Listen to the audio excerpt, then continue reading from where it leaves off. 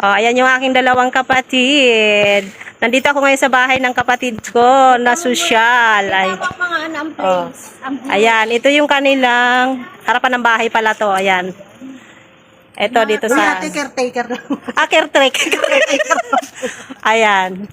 Tapos maganda sana kung nakarating tayo dun sa magandang ano, no. Yun nga yung bahay niya. Tinuro ko. Di ba tinuro ko sa'yo marami? Ito yung kotse nila. Ay, yung kotse namin. Inari. Ito pala yung kotse namin, oh. Ayan. Nag-iisa yung kotse namin. Oh, thank you. Nakarating kami dito sa bahay ng kapatid ko. Trabos na.